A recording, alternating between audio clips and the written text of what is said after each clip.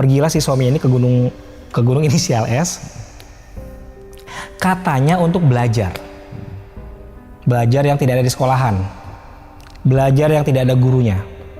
Berdua dengan temennya. Setelah pulang dari gunung ini, suaminya si teteh ini depresi. Selain belajar, dia juga ternyata minta sesuatu yang lain. Pesugihan. Nah, suami lagi berontak-berontak nih. Lagi ngamuk-ngamuk gitu kan. Lagi ngamuk-ngamuk. Si dukunnya ngomong gini, lakukan hubungan badan dengan suami kamu. Gila nggak? Di situ juga? Haha. Sebelum melakukan hubungan badan itu, ternyata, mohon maaf, kelamin si istrinya dicolok pakai jari suaminya sedalam mungkin. Habis dicolok gitu, dijilat semua.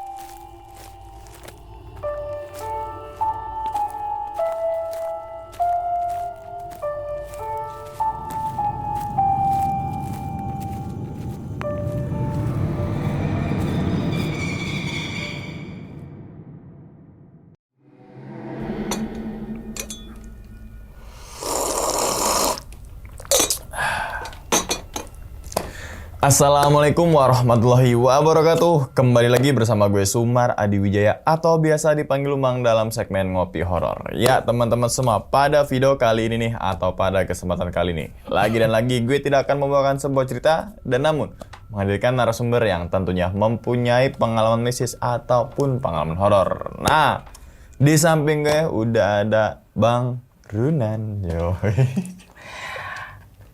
Alhamdulillah. Bang? Kenapa? Kabarnya nih Bang? Mendingan, saraf kejepitnya udah lumayan sembuh. Sorry, agak keringet dingin sebab insomnia gue udah kumat lagi. Ini hari ketiga. Gue tidur jam 7 pagi, bangun jam 9, jam 10. Jam 9, 10 malam?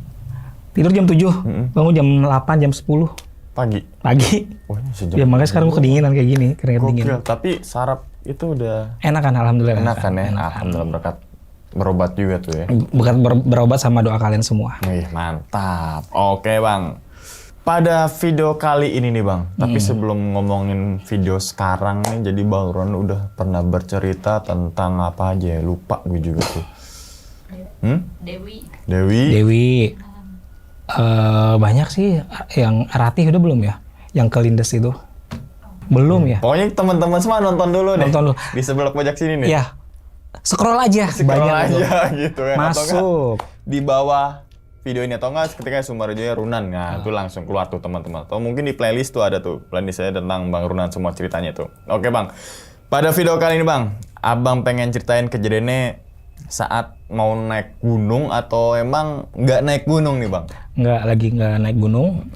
Dan ini gue mau berkunjung ke rumah sakit yang terbengkalai, tapi sekarang udah dioperasiin lagi. Kalau boleh tuh Bang, kisi-kisinya itu di rumah sakit mana? Daerah mana aja? Bandung. Oh, daerah Bandung kota. Berarti terbengkalai. Terbengkalai, sekarang direnovasi dipakai lagi. Dipakai lagi. Kepikiran nggak lo kira-kira setelah dipakai? Tempatnya berarti masih di situ aja dong? Masih di situ aja. Nggak ada pikiran gue pemindahan lokasi? Enggak, tetap di situ. Udah terbengkalai lama, dijadiin wahana rumah hantu, dijadiin rumah sakit lagi. Apa yang terjadi coba? Lo kalau dirawat di situ mau nggak kira-kira? Kayaknya. Oke. Berarti itu kejadian tahun berapa itu Bang? 2000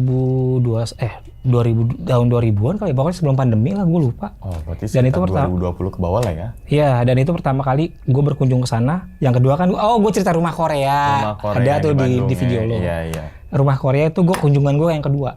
Kalau yang ke rumah sakit ini kunjungan gue yang pertama. Oh, berarti ke rumah sakit dulu gitu kan, kemudian ke rumah Korea yang keduanya gitu kan. Dan kalau boleh tahu lagi Bang, saat di rumah sakit itu atau mungkin di tempat itu ngalamin kejadian apa Bang? Intinya aja Bang.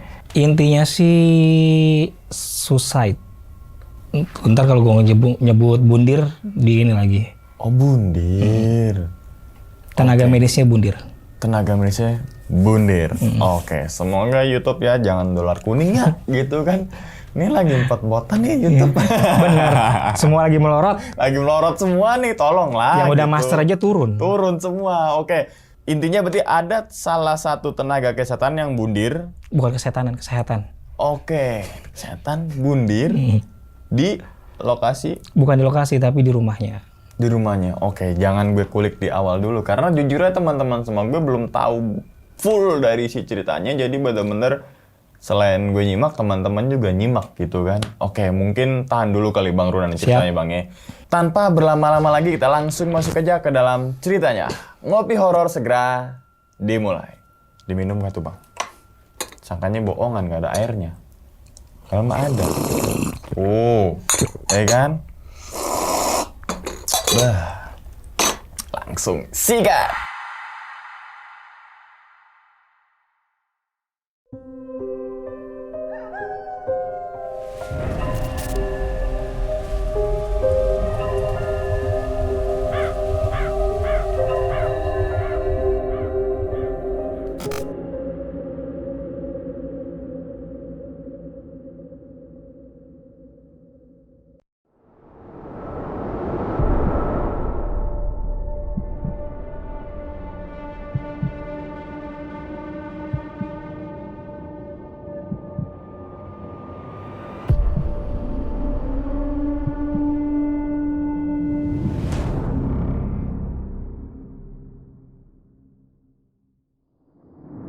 Awal ceritanya gue itu ya balik lagi nih kayak video yang kemarin yang ketika ke rumah Korea. Gue itu kenal salah seorang, dia ini apa ya, owner diecast, tahu gak sih diecast mobil-mobilan? Yeah.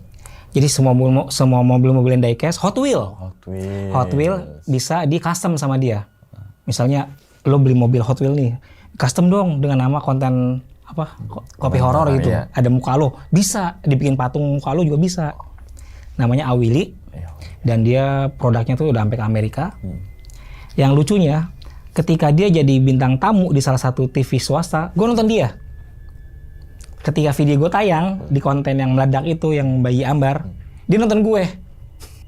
DM-DM-an lah kita. DM-DM-an, diundang sama Awili ini ke Bandung. Dan itu pertama kali gue berkunjung ke Bandung setelah beberapa tahun gitu kan. Sampai diceritain, Bang gini nih, ini di Bandung, apalagi di dekat rumah saya, banyak nih tempat-tempat yang angker. Salah satunya itu rumah Korea yang kemarin di video yang bulan lalu tuh. Tonton ya, ramein lagi. Dapet. Yoi, masuk. Kalau penasaran ramein aja tuh rumah Korea sama yang tempat pembuangan. Oh, lihat. Apaan tuh? Oh, itu. Udah yang mukul. Apaan sih? Gak tahu, nggak denger. Sering nggak? Gak tahu sih, nggak denger. Gini nih. Pelan sih suaranya cuma kayak ada gitu doang tuh. Dari luar tapi. Bodo amat. Ngapa sih tiap gue syuting begini mulu? Kesel gue. Cek video yang kemarin ada suara napas sama ketawa. Kesel gue. Ini bulan puasa loh. Oh iya, sedikit keluar dari pembahasan. Kita syuting Ramadan. Kan ada yang bilang semua setan dan makhluk jin dibelenggu. Yang dibelenggu bukan merekanya, tapi yang ada di dalam hati. Kita untuk menahan godaan itu. Kalau nggak percaya ya cek Instagram gue aja. Itu malam 1 Ramadan ada penampakan anak kecil lagi lari. Balik lagi.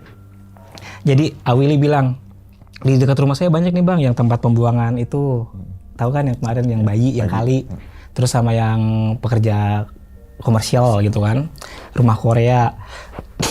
Nah, kalau yang pertama kali gue ke Bandung ini, awalnya gue nemenin Awili untuk pameran diecast Hot Wheel itu sekomunitas kota Bandung di salah satu mall yang hampir mati suri dulu ya, tapi sekarang udah bangkit lagi mallnya.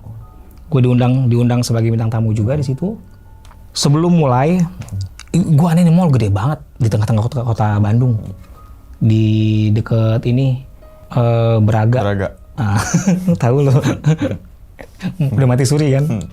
Di dekat Braga lah situ. Prepare, bikin stand. Pas lagi bikin stand, udah berdiri nih stand semua. Tapi waktu masih ada sekitar setengah jam untuk opening. Gue iseng-iseng duduk diem gitu kan. Tiba-tiba kayak ada panggilan, sini, sini. Padahal gue lagi duduk tuh, sini, sini. Suara cewek. Gue berdiri, gue ikutin suara itu dari mana. Sini, sini, sini. Jalan, berhentilah di depan 21. 21-nya tutup. Karena kan waktu itu masih entah itu mau pandemi atau memang udah selesai pandemi gitu. Gue lupa, pokoknya 2000 lah. Kita waktu lockdown kapan sih pertama kali itu? 2020 tapi mau 2021 kan. Nah itu setelah lepas lockdown itu loh ya. Kan udah aktivitas lagi. Gue ikutin suara itu sini, berhenti di depan pintu 21. Makin jelas lah suara itu. Sini, tapi lebih keras dan lebih galak. Sini. Gue berhenti di depan pintunya, kan kaca pintunya. Masuk gitu kan. Gue masuk lewat mana? Masa gue dobrak pintu 21? Gue jawab, saya di luar aja ya. Ada apa? Gue gitu kan. Masuk gitu kan. Apaan sih? Maksa masa orang masuk. Datanglah teman gue. Temennya Awili. Ngapain, A? Mau tahu ada yang nyuruh saya masuk kemari. Kumat kata dia gitu kan. Suara apa? Suara cewek. Gue dikasih notis lagi nih ke Studio 5 kayak gitu kan. Ternyata dia memang penunggu Studio 5 di situ. Oke. Ya udahlah, gue balik karena udah opening kan. Jaga stand. Awilinya jadi MC pembuka dulu. Pas lagi jaga stand itu, gue duduk. Di sebelah gue ada stand lagi nih. Stand yang jaga cewek. Si cewek itu ngeliatin gue mulu gini nih. Gue liatin lagi dia begini. Dia ngeliatin gue liatin lagi, dia senyum. Ngedeketin gue kan. Bang Runan ya? Iya teh. Kok naon?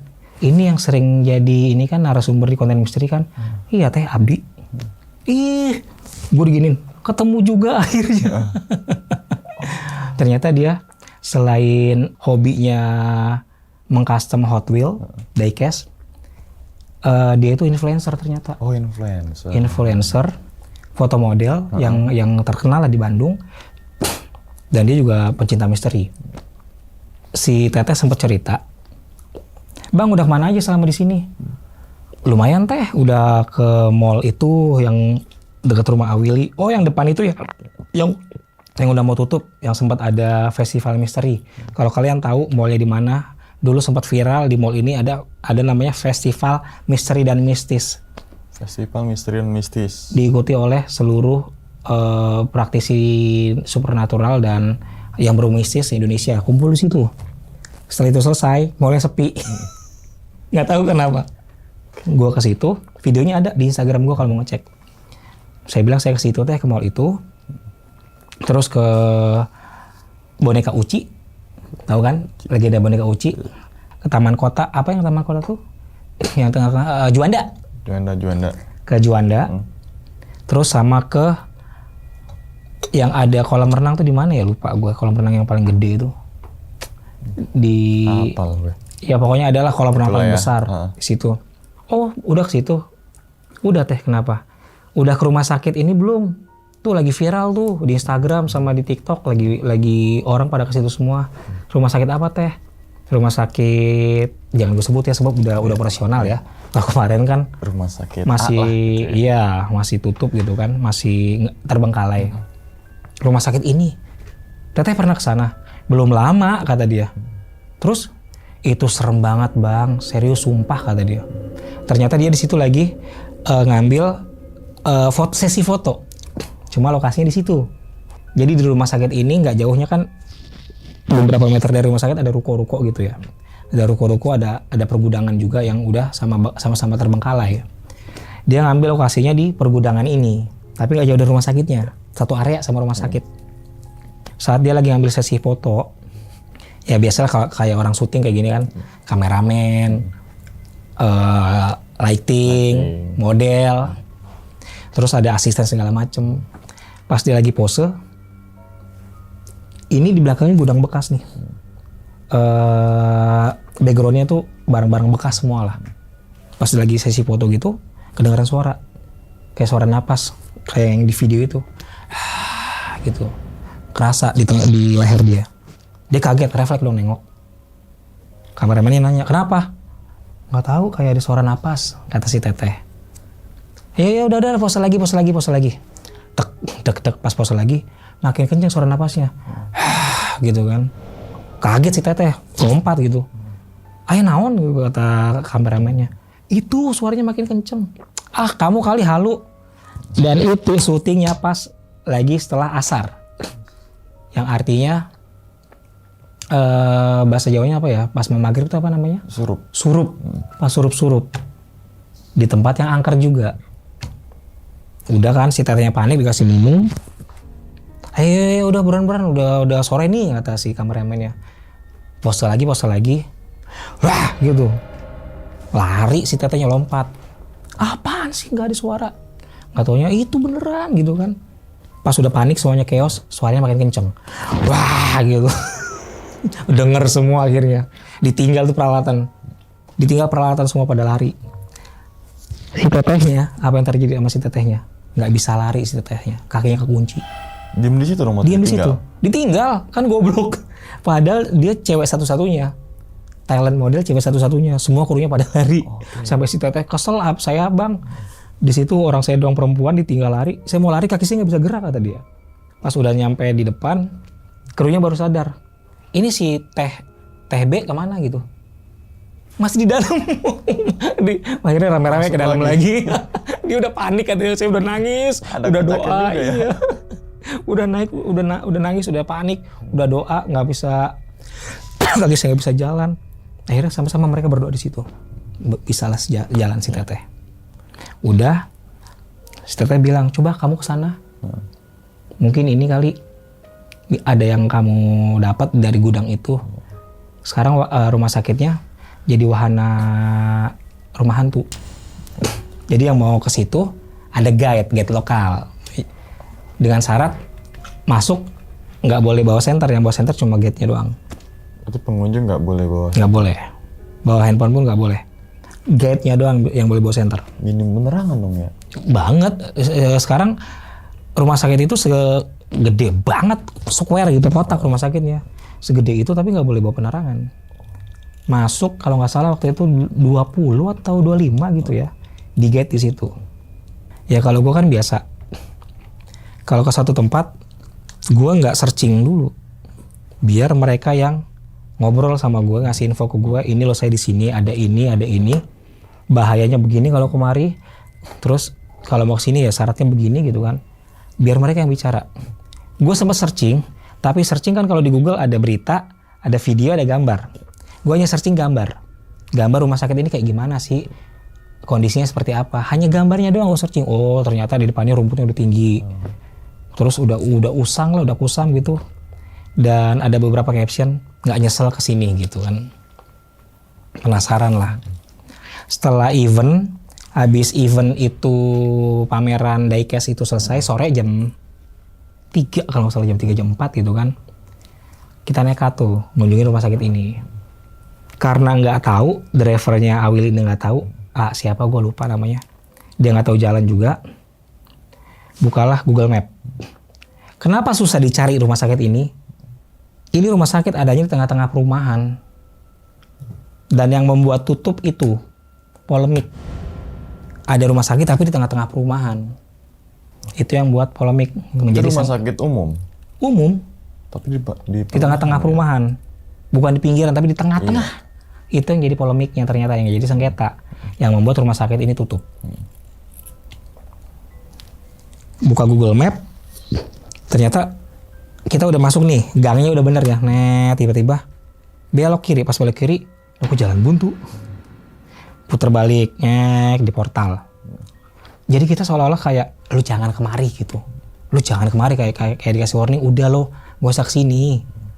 Akhirnya gue ngomong dalam hati, gue pengen nih kemari. Kasih tahu dong arahnya kemana. Enggak, kok nggak ngapa-ngapain gitu kan. Di dalam mobil. Di dalam mobil gue ngomong kayak gitu. Tiba-tiba kedengaran suara. Lurus terus belok kanan.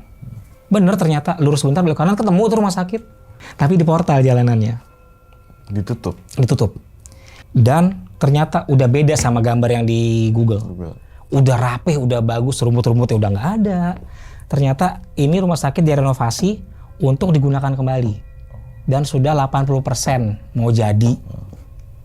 Gambar-gambar mungkin lu ntar bisa searching ya. Nanti gue kasih tahu secara off air. Nanti cek deh rumah sakit ini setelah direnov sama sebelum direnov tuh seremnya kayak apa. Sebab udah beberapa konten kreator ke sana sebelum direnovasi dan memang katanya sih parah banget. Udah direnov 80% jadi, mau ke dalam pun nggak bisa.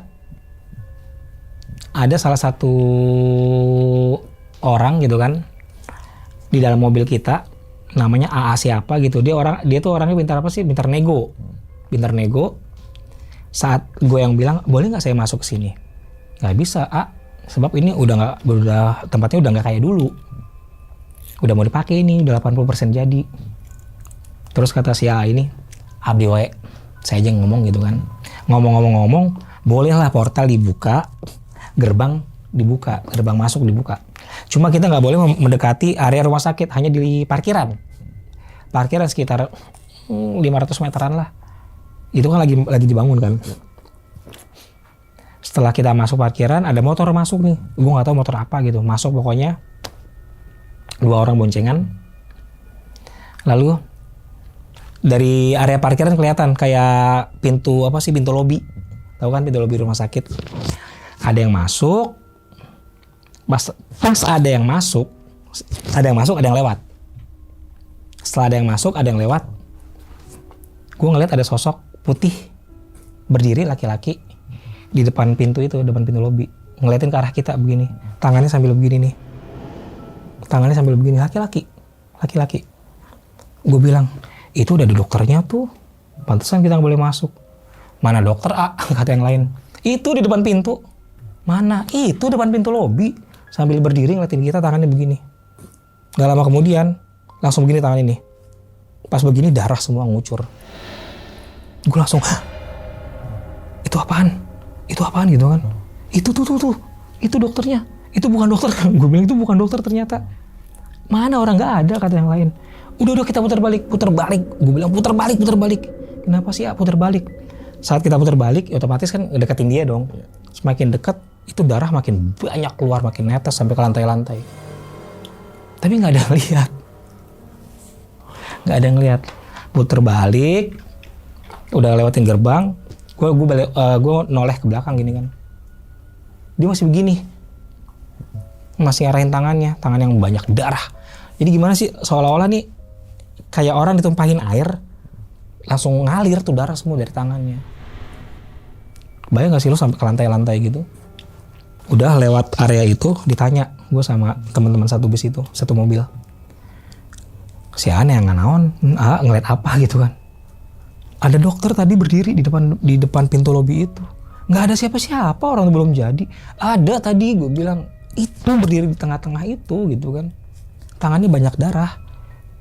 Nah pas lagi gue bilang tangannya banyak darah, di jalanan kedengaran suara kayak tolong saya. Tolong saya gitu kan, suara laki-laki. Tolong gimana gitu kan, tolong saya. Iya tolong gimana. Nah pas lagi dibilang tolong saya, tolong gimana, gue coba kontak batin kan, ternyata si dokter itu yang ngomong. Dokter yang tadi tangannya banyak darah. Kenapa tangannya banyak darah gitu kan. Gue kayak di flashback sama dia. Dia ini dulu dokter muda yang sukses, umurnya sekitar 40 tahunan. Dia dulu sukses, sombong. Dia gimana sih, kayak ngebanggain dirinya. Semua penyakit bisa gue sembuhin. Operasi apapun pasti berhasil. Ada salah satu pasien dioper ke rumah sakit, gue nggak tahu di mana. Yang jelas ada dokter ini dioper ke rumah, ada pasien dibawa ke rumah sakit, dia bekerja. Semua dokter di situ angkat tangan untuk mengoperasi di bagian perut, penyakit dalam. Yang lain nyerah, nggak sanggup ini mah, lebih baik diikhlaskan aja. Tapi kata si dokter yang ini, yang tangannya banyak darah, saya sanggup. Saya jamin akan normal dan pulih gitu kan. Keluarganya percaya. Masuk ke ruang operasi, gue nggak tahu bagaimana. Tiba-tiba gue juga kayak ada di ruang operasi itu, ngeliatin mereka lagi kerja gitu kan. Jadi pas gue ngeliat ke dalam ruangan itu, si dokter ini kayak panik gitu loh. Kayak panik sambil nutupin perut pasiennya sebelah kanan begini nih. Darah ngalir semua. Darah ngalir ngerembes. Panik. Kan ada alat tuh, alat apa sih, kayak alat live detektor gitu ya, alat kehidupan gitu. Iya. Itu tit nih, kedengeran kayak gitu kan. Makin panik si dokternya. Makin panik, kayak dilepas gitu akhirnya. Udah selesai, gue nggak ngeliat apa-apa lagi. Yang gue lihat keluar nih, si dokter ini keluar kayak apa ya, mukanya tuh kayak apa sih, kalau orang habis ngeliat orang meninggal tuh kayak shock gitu. Dan dia udah gemeteran, nggak bisa berkata apa-apa. Tangannya masih banyak darah, tangannya. Ternyata sumber darahnya itu, sumber darah yang dia giniin tuh darah pasiennya gitu loh. Si keluarga pasien ini nggak terima, katanya lu bisa, lu mampu, kok begini hasilnya. Dibikinlah kayak surat somasi ya, kayak surat somasi bahwa dokter ini melakukan praktek bukan praktek ilegal, apa namanya? Kayak percobaan gitu ya, salah digunakan. Praktek gitu percobaan ya. kayak gitu. Malpraktek.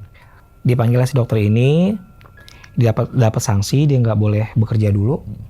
Selama dia tidak boleh bekerja dulu, di rumah dia masih kebayang terus nih sama si pasien ini. Masih kebayang dan sepertinya depresi. Gue ngeliat dia ngeluarin obat, nggak tahu obat apa, banyak banget. Hap, berbusa. Selesai. Ketahuan sama istrinya. Apa nih? Si dokter itu saat depresi di rumah karena dikasih somasi dan di rumah kan, dokter ini ternyata di rumah depresi dia. Masih mikirin kok bisa jadi begini gitu loh. Padahal gue yakin gue bisa. Yang gue lihat dia kayak nuang obat, dihap begitu. Gak lama kemudian banyak busa keluar dari mulutnya, jatuh di lantai. Yang nemuin istrinya udah gak bernyawa. Ketutup semua, jepret gitu. Ketutup semua, gue langsung, oh ternyata sumber darah yang keluar dari tangannya itu darah pasiennya ketika dia lagi nahan itu, bukan darahnya dia.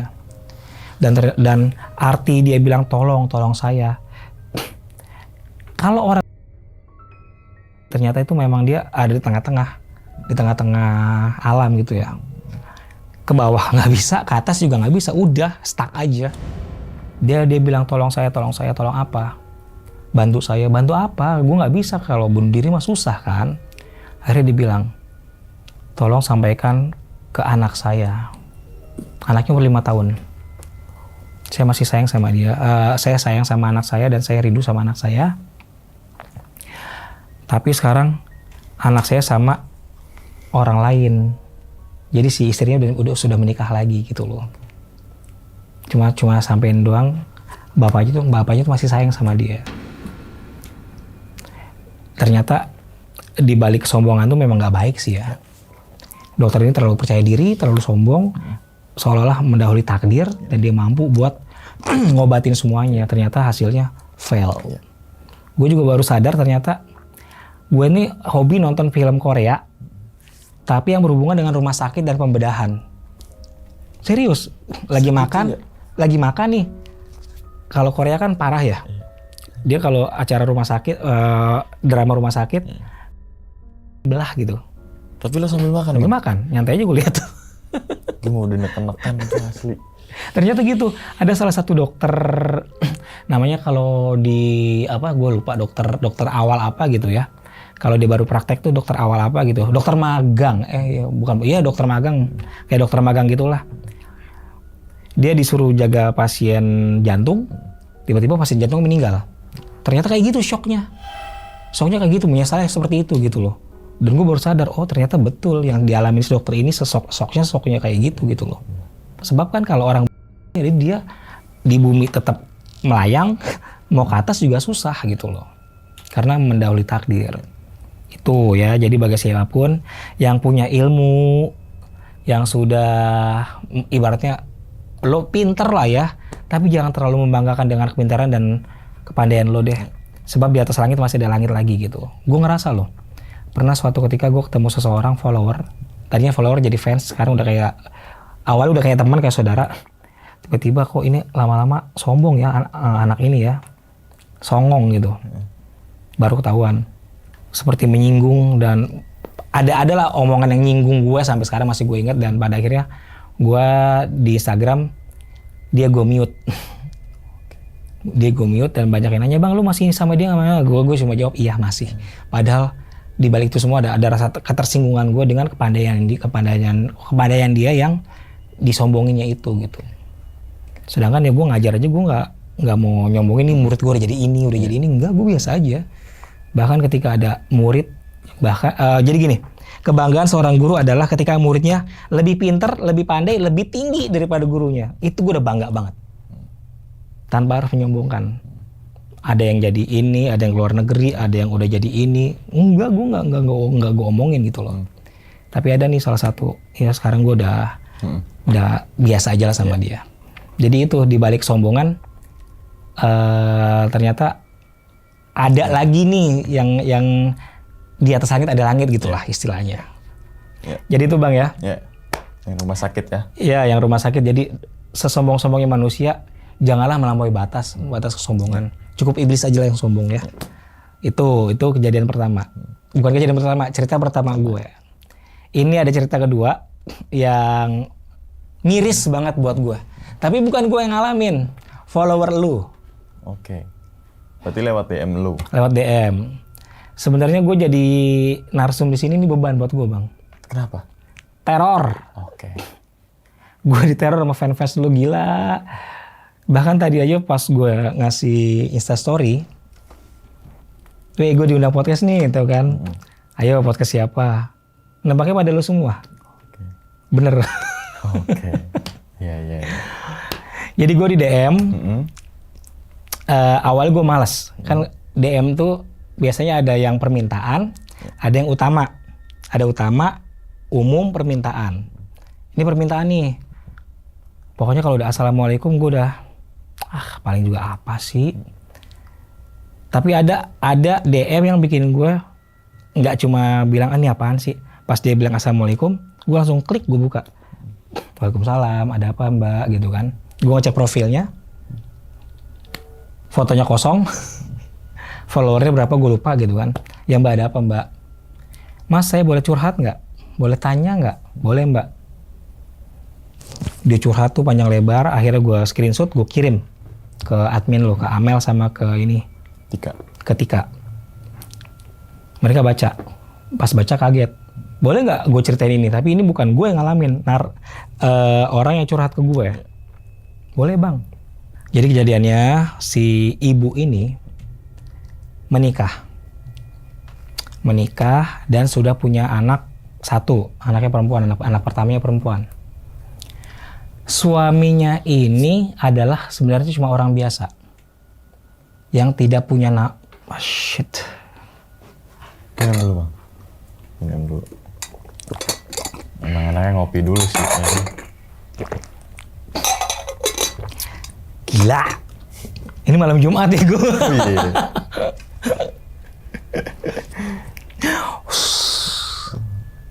Tahu gak sih kayak ada orang yang berenang, suaranya kayak gitu loh. Suara air. Sorry, bentar ya.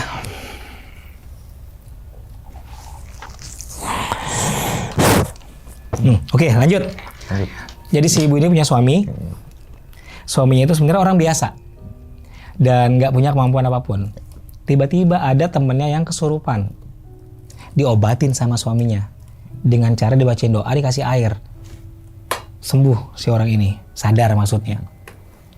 Si suami itu ngerasa, gue kayaknya punya sesuatu hal yang di luar dugaan dia gitu kan.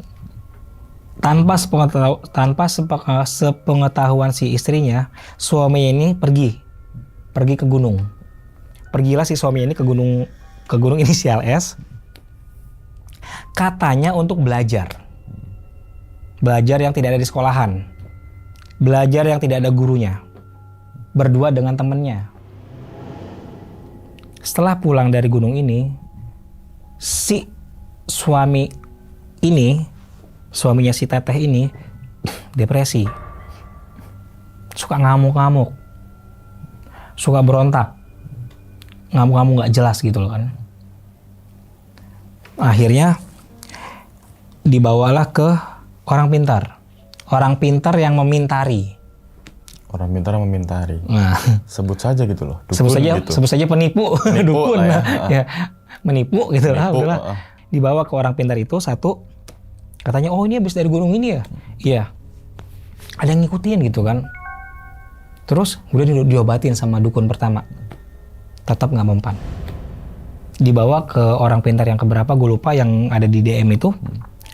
Orang pintar itu bilang, suami kamu saat ke gunung inisial S, selain belajar, dia juga ternyata minta sesuatu yang lain, pesugihan. Kata dukunnya yang kesekian gitu kan. Nah suami lagi berontak-berontak nih, lagi ngamuk-ngamuk gitu kan, lagi ngamuk-ngamuk. Si dukunnya ngomong gini, lakukan hubungan badan dengan suami kamu. Gila nggak? Di situ juga. Haha. Disaksiin sama itu tuh. Si penipu. Gila nggak?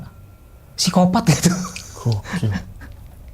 Tadinya si istrinya nggak mau, tapi demi kesembuhan kata si dukunnya gitu, buat kesembuhan suami kamu. Suaminya masih berontak-berontak, masih ngamuk, masih kayak orang di luar kendali. Udah gue jabarin di DM itu. Ternyata sebelum melakukan hubungan badan ini agak 17 tahun ke atas ya. Iya. Sebelum melakukan hubungan badan itu ternyata, mohon maaf, kelamin si istrinya dicolok pakai jari suaminya sedalam mungkin. Biar rahimnya berdarah. Gila nggak? Karena suami lagi nggak sadar. Suami kan lagi nggak sadar kan, lagi dikuasai sama yang lain. Dicolok sedalam mungkin, biar rahimnya berdarah. Ternyata nggak ada darah yang keluar. Ini agak sedikit. Ya, mungkin berbau itu ya. Habis dicolok gitu, dijilat semua sama suaminya, dijilat sejilat-jilatnya gitu. Kayak darahnya sini. Darahnya nggak ada, tapi kata dukunnya biar ada darah yang keluar dari rahimnya. Dukunnya bilang kayak gitu. Biar ada darah yang keluar dari rahim, kalau keluar dijilatin, ternyata nggak ada yang keluar, tapi tetap dijilat sama dia. Oleh gitu baru melakukan hubungan badan. Kaget lah gue pas baca itu kan. DM lambat kan ya, kalau DM nggak kayak WA gitu kan. Nunggu lama banget, gue udah apa sih, udah kayak naik jet coaster. Ini hamil nggak nih orang nih? Kalau hamil kacau nih, itu keturunannya berarti anaknya ada campuran dari jin. Nah suaminya kan lagi dalam kondisi nggak sadar, dikuasain sama yang lain, disuruh berhubungan badan sama dukunnya. Kalau hamil otomatis anaknya. Sedangkan kita aja yang kalau lu pasti tahu lah udah berkeluarga, kalau melakukan hubungan badan aja harus berdoa kan, biar tidak ada campuran yang lain. Ini orang lagi nggak sadar, lagi ditunggangi makhluk yang lain, disuruh berhubungan badan, kan gila gitu loh, geblek. Yang bikin enak nih yang belum gue cerita ke lo, kan lo bilang bang jangan ceritain semua biar nggak spoiler. Pasti lo bakal ngilu. Setelah melakukan hubungan badan ini, si dukun ini menggunting ngilu gue kalau inget. Gunting apa bang? Menggunting skrotum itu apa ya? Kantong. Kita kan punya kantong ya. Punya kantong. Di bawah kan pasti ada kayak saraf begini nih. Ya. Saraf si suaminya. Saraf bagian yang di bawah kantong ini. Kebayang gak sih lu ngilu kayak apa? Ini gue kasih foto ini. Nah. Gue pas baca itu gue langsung begini. Aduh gila anjrit. Disuntik bius aja ngilu banget ya. Tapi masih di situ. Masih di situ, cuma sobek doang. Oh. Cuma sobek doang, darahnya nggak berhenti. Panik si istrinya panik, dibawa ke dokter. Dijahit 7 jahitan. Panjang dong buat itu. Iya, orang langsung dikrak gitu kan katanya. Untung itu nggak beleber itu bijinya itu. Lato-lato. Oh udah orang lagi ini kesulitan kita ketawa. Maaf ya mbak. Maaf ya mbak. Gue bacanya gemes gitu, gila, langsung ngilu sengilu-ngilunya. Terus gimana mbak? Iya, saya bawa ke dokter, dijahit 7 jahitan. Ternyata prosesi ketika, mohon maaf, kemaluan si istrinya dimasukin jari itu biar darah keluar, digunting lagi darah keluar biar disatuin gitu loh. Darah sama darah. Darah sama darah ternyata. Gue nggak tahu untuk apa, cuma yang jelas si dukun ini mungkin tahu nih, ini orang lagi dimasuki makhluk yang tinggi, mungkin bisa jadi buat perewangan gue gitu loh, buat apa sih, buat pegangan gue juga. Kecewa lah si Mbak ini, kecewa pulang, yang pada akhirnya si suami ini tetap depresi, tetap teriak-teriak, berontak-berontak. Dirantai lah suaminya dirantai. Kayak kalau kita bilang apa, dipasung ya? Ya di kerangkeng gitu ya. Dipasung gitu. Iya. Tapi copot Apanya? rantainya. Oh. Kalau manusia biasa kan nggak mungkin kan? Copot rantainya. Dan waktu itu ada orang lewat, dia kabur, ada orang lewat. Oh, yang orang lewat ini ditarik, dipukulin sama dia, si orang lewatnya. Terus ada pecahan kayak pecahan piring gitu ya. Ini panjang banget DM-nya, jadi gue nggak bisa gue jabarin satu-satu, jadi gue rangkum aja gitu ya. Ada pecahan piring, diambil, diketok kepala si orang yang lewat itu. Kan itu ngebahayain orang kan? Iya. Udah diketok, dia ngerubuhin tiang listrik. Kalau orang biasa nggak mungkin kan ngerubuhin tiang listrik, tapi karena memang udah ada entitas yang lain, tiang listrik dirubuhin, kepalanya dijedot-jedotin ke tiang itu. Bayang nggak lo? Oh, berdarah dong. Iya. Dibawa lagi ke rumah. Yang pada akhirnya mereka ini kan punya anak nih, anak pertama cewek. Ngerinya si suaminya ini kadang sadar, kadang enggak. Sampai gue tanya, Mbak di saat sadar, Mbak melakukan hubungan suami istri nggak? Iya, sebab dia minta gitu. Kaget lah gue. Ini di dukunnya aja udah begitu.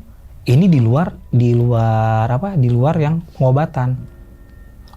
Wah, udah emosi gue udah campur aduk deh ini kalau jadi anaknya, gue nggak ngerti ini anaknya kayak gimana gitu kan. Terjawab lah, Mbak, jadi nggak Mbak pas saat melakukan hubungan itu sama suami di rumah dukun itu?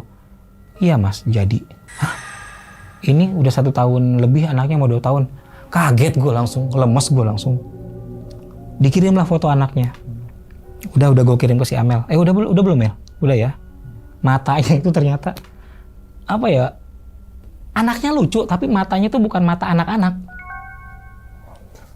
Mukanya lucu banget, tapi matanya tuh bukan mata anak-anak gitu loh. Bahkan gue bilang ini anak kalau gede, mohon maaf ya, bukan mendahului gitu. Kalau gede nih anak bangor ini. Bakal nakal senakal-nakalnya, dan gue sempat ngasih saran, Mbak, kalau sudah masuk tahap sekolah, masukin pondok pesantren, ceritakan kronologisnya, gue gituin. Sebab bahaya kan, berarti ini anak ada darah manusianya, ada itu, gitu loh. Sampai sekarang si suami ini masih tetap dalam keadaan yang seperti ini, ngamuk-ngamuk nggak jelas, karena orang-orang tuh nggak ada yang, maksudnya dari beberapa orang yang dia datangin, orang pintar, nggak ada yang sanggup buat ngusir entitas yang kuat ini. Dan faktanya adalah, Bang Umar, ketika dia melakukan hubungan badan, kalau ini jadi, si anak ini akan menjadi TBL. Tumbal. Ya. Akan menjadi TBL. Takutlah si istri balik ke rumah orang tuanya. Cerai, tapi cuma cerai agama. Karena kan suaminya belum sehat mental kan. Cuma cerai agama. Curhatlah dia ke gue, yaitu DM-nya kayak gitu. Bang, bisa nggak obatin suami saya? Ya gue juga ngerti lah. Kalau ngobatin orang pasti resikonya ada kan. Contohnya gue bantu orang kena saraf kejepit. Dan mohon maaf buat kalian ya. Bukannya gue mau komersil sekarang. Kalau ada yang minta bantuan atau minta tolong, ini kalau memang urgent, gue sekarang pasang tarif Bang. Gue banyak diomelin. Kenapa diomelin? Sama teman-teman yang praktisi. Kenapa lo sakit? Kenapa lo gampang lemah? Ketika lo bantuin orang, energi lo terkuras habis, setidaknya ada impact buat diri lo gitu. Kadang-kadang kan gue kalau dikasih orang, oh Bang ini saya kasih ya, gue nggak mau gitu. Tapi itu kalau kita nolak ternyata ibaratnya buah si malakama. Gue kan orangnya nggak enakan, kalau diterima gue nggak enak perasaan gue, tapi kalau nggak gue terima, semua yang curhatan yang gue bantuin balik ke diri gue, gitu. Finally-nya si istri ini cerai agama, suaminya tetap di rumah lamanya. Cuma masalahnya satu nih, si anaknya kangen banget sama bapaknya, anak yang cewek yang pertama. Pengen ketemu bapaknya dan pengen tinggal sama bapaknya gitu. Istrinya ngeri kalau dia ketemu bapaknya lagi nggak sadar apa nggak dicelakai gitu kan. Iya. Nah, si istrinya ini minta bantuan, bang, gimana dong, obatin ke suami saya. Dikirim foto suaminya. Gue cuma geleng-geleng, mbak, bukan saya nggak mau. Akhirnya gue jujur, saya nggak sanggup, gue bilang. Padahal sih dalam hati mau gue bantuin, tapi resikonya balik ke gue gitu kan. Yaudah mbak, gini aja deh, suami mbak biar orang lain aja yang bantuin. Saya mau bersihin mbak aja deh, gue gituin kan. Bersihin mbak biar yang kemarin-kemarin tuh setidaknya nggak nempel melekat gitu kan. Apalagi kondisi suami lagi nggak sadar, disuruh melakukan hubungan badan, hamil. Kacau nggak tuh? Oke. Nah berarti kita bahas yang mall dulu deh. Yang mall. Rumah sakit dulu deh. Berarti yang mall yang buat pameran itu angker, bang? Angker. Ada video di Instagram gue. Oke. Gelap segelap-gelapnya. Lantai 1 masih ada aktivitas, 2, 3 udah nggak ada. Sosok apa yang paling serem di situ, bang? Menurut Bang Runan? Kuntilanak merah. Kuntilanak merah. Dan sempat nemuin berarti? Ada, pada ngeliat. Yang ikut gue ngeliat semua. Di situ ada wahana bermain anak-anak.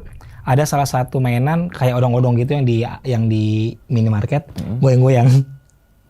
Goyang-goyang asli. Pada bang itu gerak sendiri. Iya. Ketika gue tunjuk, geser senter ke kanan. Atau ada apa? Siapa tuh bang berdiri gitu kan?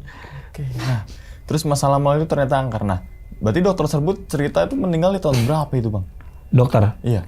Gue sih nggak dapet tahun berapa, nggak dapet gambarannya.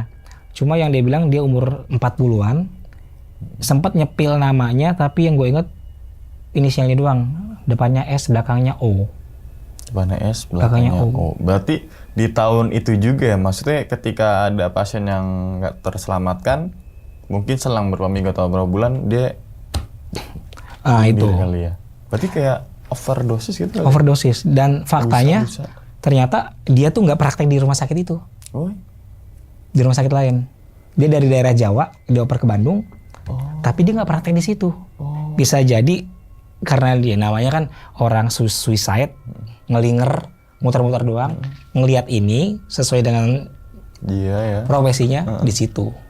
Oh, ternyata yang berkucuran bukan darah dia. Darah itu bukan darah pasiennya. Pasien itu. Karena dia membawa itu membawa penyesalan itu sampai mati gitu loh. Iya, semoga di Indonesia nggak ada dokter-dokter yang malah praktek lagi ya. Oh, betul. Gitu ya. Sekarang gue tanya sama lu, Bang. Ini kan rumah sakitnya udah beroperasi. Nanti gue kasih tahu deh. Rumah sakitnya. Ketika lo ke Bandung dan cuma ada rumah sakit itu doang yang bisa ngerawat lo gimana? Kayaknya itu pilihan yang sulit ya. Itu pilihan yang sulit ya. Klinik nggak ada klinik gitu. Itu pilihan yang sulit ya. Sekarang udah bagus banget, udah rame. Tapi kalau bagi yang tahu mungkin nggak ada yang mau kali. Karena tahu historinya kali. Tahu historinya. Tapi rumah sakit itu kayak udah proper banget gitu ya. Udah proper. Oke. Udah 100% berdiri. Terus nih petan dari Amal nih. Saat itu rumah sakitnya sudah bagus atau masih terbengkalai maksudnya? Ya kayak udah bangunannya udah dibagusin atau masih benar-benar. Yang waktu dulu sebelum di itu. Yang pas Bang Runan kesana. Oh, yang ngelihat dokternya? Iya. Udah 80% jadi. 80% jadi. Tapi abang melihat di Google-nya itu masih yang berantakan. Yang berantakan. Yang belum direnovasi dan masih terbengkalai gitu bang ya. Ternyata pas datang ke sana udah direnovasi. Udah 80% jadi. Gokil. Berarti dokter itu emang nggak tahu meninggal di tahun berapa gitu kan. Yang pasti setelah kejadian yang pasien itu betul wafat atau dan gue dapat faktanya gitu ya. Dia memang tidak praktek di situ. Sorry ya, gue nggak ngeliat itu tuh. Nah, rumah sakit kenapa nggak beroperasi? Kenapa tutup? Sengketa tadi perumahan. Sengketanya karena perumahan di tengah-tengah rumah sakit. Itu kan bukan area umum kan? Iya, dia nggak nyimak nih buat ini. Nah, karena kan tadi sengketa dari perumahan, rumah sakit itu makanya tidak ada beroperasi dan sengketa tanah terjadilah situ. Mungkin karena udah deal-dealan ya kan, akhirnya dibangun lagi, walaupun masih di tempat yang sama. Oke, nah terus masalah dokter tuh udah Oke. Udah clear lah gitu kan kita bilang. Terus yang masalah kedua yang memang ada orang pintar yang memintarkan atau penipu Betul. lah gitu ya. Jadi dari cerita yang kedua ini, janganlah kalian pernah penasaran. Setelah video gue tayang mungkin banyak lagi nih yang DM nih. Ini juga udah ada yang DM tapi belum gue jawab karena gue malas, bahkan saking memaksanya sampai gue blokir. Sorry ya, karena memang gue bukan orang pintar yang memintari, gue nggak mau. Jadi kalau gue bilang gue nggak mampu, ya gue nggak mampu. Kalau gue bilang ayo bantu, gue bantu semampu gue gitu loh. Oke, berarti ini tuh kayak apa ya? Ada maksud terselubung dari si Dukun ini. dukun itu. Dia tahu kalau si laki-laki ini turun dari gunung S, dari gunung inisial S. Ada sosok yang menunggangi dia besar, dan dia tahu si laki-laki ini juga mau pesugihan. Daripada didiemin, mendingan yang ngikutin dia biar jadi punya gue gitu loh, buat jadi perewangan. Berarti yang si anaknya itu ya, ternyata anaknya udah sampai 2 tahun ya? 2 tahun. Udah gede dong. Kalaupun nanti nggak dibawa kabur, takutnya diambil kan, dibuat sesembahan gitu. Sesembahan itu ya. Lucu, anaknya lucu banget. Tapi matanya kayak bukan mata orang, kayak bukan mata anak kecil. Ntar lo lihat deh fotonya tuh. Ya semoga aja anak itu nggak Iya kenapa-napa ya. gitu ya. Kita doain sama-sama ya, Sama-sama. biar nggak. Oke. Terus istrinya udah pisah karena tadi udah cerai. Udah. Gitu. Cuma cerai agama doang. Cerai agama tadi. Dengan hasil hubungan tersebut anak sudah lahir, ada pengaruh jin juga nggak? Ya otomatis ada lah. Ada. Kan di Islam pun kalau lagi mau berhubungan badan biasanya udah dulu nggak sih, gue lupa deh. Udah dulu atau apa gitu kan. Terus baca doa ya. Dari kepala doanya apa, dari harus selalu baca doa gitu kan. Nggak boleh tanpa selai benang pun gitu kan. Tapi harus ada selimut. Ini enggak. Lagi kondisi nggak sadar, ada entitas lain yang mengikuti, dukunnya nyuruh melakukan hubungan badan, hamil, ya otomatis dibalik, mohon maaf, cairan sperma suaminya ya ada yang lain gitu kan. Itu ya. Nah, Jaringan-jaringan itu. Tapi yang bikin ngilu yang itu sih Bang. Gue pas baca langsung gila Tapi nih. ketika berhubungan badan di depan dukun sambil videoin gitu Bang. Gila aja loh. Terus itu enggak ya? Kayak gitu pas lagi digunting. Di videoin juga. Iya. Yang Oh lihat berarti maksud diguntingnya itu untuk keluarin darah. Keluarin darah. Dan si istrinya juga dikeluarin darahnya juga dari rahim. Berarti yang dia bilang dimasukin tangan sampai ke rahim itu yang dimaksudnya untuk ngeluarin si darahnya itu. Betul. Tapi karena nggak keluar, maka si tangan dukun itu masuk itu dan dicampur lah nih. Dicampur. Darah suami yang masih masih keluar. terkontaminasi jin gitu kan sama si istrinya itu. Nah, gimana nasib si suami itu Bang? Sekarang? Iya. Sekarang masih nggak berubah, masih suka ngamuk-ngamuk sendiri. Dan berarti masih menjalani ritual perjanjian itu dong? Nggak tahu juga. Sebab si istrinya udah nggak tahu lagi kabarnya gimana. Udah pisah rumah.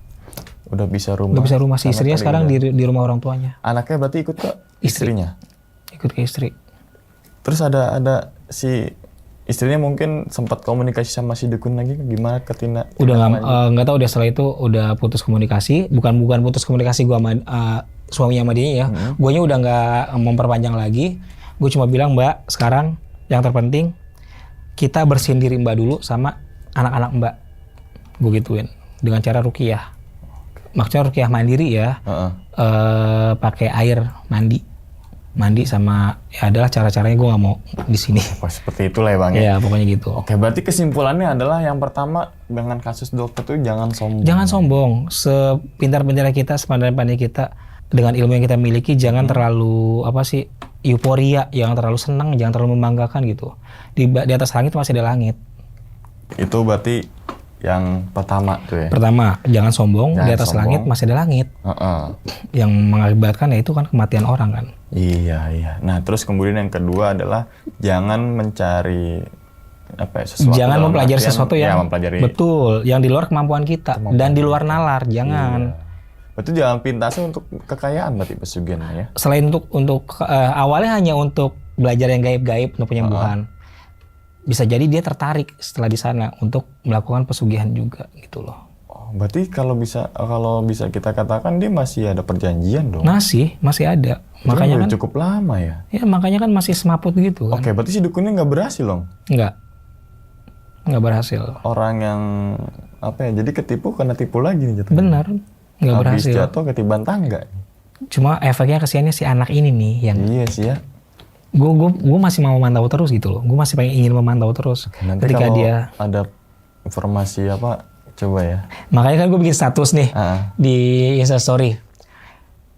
Ini Mbak I, gue nyebutnya Mbak I ya.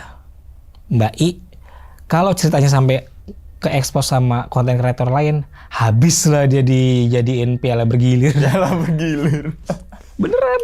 Karena Oke, kan oke. ini banget kan, maksudnya Iya, di itu, luar itu. Nurul Di gitu luar kan. Nurul, bener, Digunting, Bener-bener. melakukan hubungan badan gitu Depan kan. Di dukun. sekarang gini, lu ngelakuin hubungan badan di depan orang lain bisa nggak gitu kan? Iya, Nggak, ini iya. ada yang nyaksiin gitu loh. Iya nggak? Kecuali kita pemain pro.